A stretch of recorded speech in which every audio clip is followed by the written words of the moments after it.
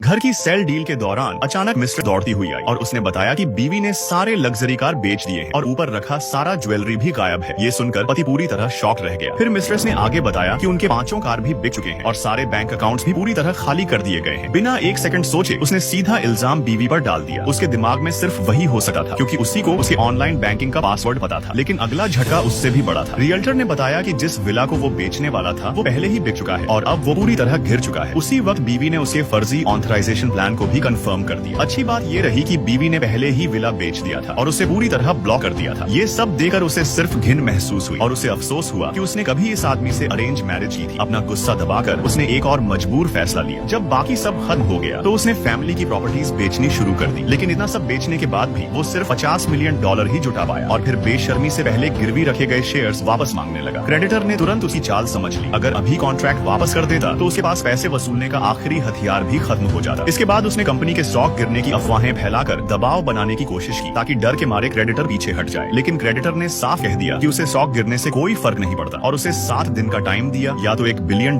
वापस करो या फिर कंपनी में कलेक्टर्स भेजे जाएंगे। आखिर में उसे मजाक की तरह बाहर निकाल दिया गया और जो पैसे वो लाया था वो भी वहीं रह गए। उसके जाने के बाद क्रेडिटर ने वो पूरे $50 मिलियन खुद जाकर बीवी को सौंप दिए। बीवी पैसे लेकर चली गई। क्रेडिटर के सबऑर्डिनेट ने शिकायत की कि वो औरत बहुत ठंडी है और उसे सीधे टारगेट करने की सलाह दी। लेकिन उसका चेहरा तुरंत बदल गया। उसने अपने आदमी को डांटते हुए कहा कि कोई भी उसे छूने की कोशिश भी नहीं करेगा। उसके एक बाल को भी हाथ नहीं लगाना है। उधर धोखेबाज पति के पास अब हकीकत ने जोरदार झटका दिया। उसने लगभग सब कुछ खो दिया था लेकिन फिर भी मिस्ट्रेस को नौकर की तरह ट्रीट कर रहा था। तभी उसके पिता अस्पताल से वापस घर आए लेकिन वहाँ पहले से मूवर्स मौजूद थे। घर पहले ही बिक चुका था और अब वो सिर्फ पुराने मालिक है। जब उसकी माँ ने कहा कि ये घर अभी भी उनका है तो मिस्ट्रेस ने बताया कि ये पहले ही बिक चुका है और नया मालिक अब शिफ्ट होने वाला है। इस हालत में भी उसने खुद को शांत दिखाने की कोशिश की और कहा कि उसने घर और प्रॉपर्टी सिर्फ कंपनी के शेयर्स छुड़ाने के लिए बेची है। जब उसके पिता ने पूछा कि शेयर्स कहाँ हैं, तो वो मजबूर होकर मान गया कि शेयर्स कभी वापस मिले ही नहीं। तभी मिस्ट्रेस ने तुरंत सारा दोष बीवी पर डाल दिया और कहा कि उसी के एसेट ट्रांसफर की वजह से वो $1 बिलियन नहीं जुटा पाए। पैसे खत्म हो चुके थे, बिल्स बढ़ते जा रहे थे और पिता की हालत भी खराब थी। इससे वो और ज्यादा चिड़चिड़ा हो गया और मिस्ट्रेस को सिर्फ एक इस्तेमाल की चीज की तरह ट्रीट करता रहा। एक दिन जब वो उसे सामान लाने भेजता है तो मिस्ट्रेस ने बीवी को एक उम्र दराज आदमी के साथ देखा और तुरंत उसे अपने फायदे के लिए चीटिंग का सबूत बना लिया। जब उसने पति को बताया कि बीवी किसी बड़े आदमी के साथ होटल गई है तो वो तुरंत एक्टिव हो गया। उसे लगा कि अब उसे कंपनी बचाने का मौका मिल गया है। ये सोचकर वो तुरंत होटल पहुंच गया और दिमाग में प्लान बना रहा था कि कैसे इससे बड़ा फायदा उठाया जाए। वो मिस्ट्रेस को साथ लेकर होटल पहुंचा, दरवाजा जोर से तोड़कर अंदर घुसा और बीवी को रंगे हाथ पकड़ने की कोशिश की। फिर उसने उसे गालियां देना शुरू कर दिया। उसे गंदा और शर्मनाक कहकर बेइज्जत करने लगा। लेकिन बीवी ने उल्टा उसे ही ट्रोल कर दिया। कहा कि बिना कुछ जाने ऐसे घुस आया है और अगर तुरंत बाहर नहीं निकला तो सिक्योरिटी बुला ले। फिर भी वो नहीं माना और पूछा कि वो आदमी कहाँ है। मिस्ट्रेस ने तुरंत अंदाजा लगाया कि वो बाथरूम में होगा। लेकिन जैसे ही वो आदमी बाहर आया वो वहीं जम गया क्योंकि वो कोई और नहीं बल्कि बीवी के पिता थे। सच सामने आते ही पिता ने भी उसे जमकर सुनाया। उसे निकम्मा कहा और तुरंत बाहर निकलने को कहा। एक बार फिर बेइज्जती होने के बाद उसने सारा गुस्सा मिस्ट्रेस पर निकाल दिया जबकि वो डर के मारे सिर्फ सफाई देती रह गई। फिर भी उसने अपनी गलती मानने से इनकार कर दिया। आखिर में उसने इंटर्न को आखिरी बार धमकाया और उसे मजबूर किया कि वो आज रात ही प्रोजेक्ट फाइनल करे।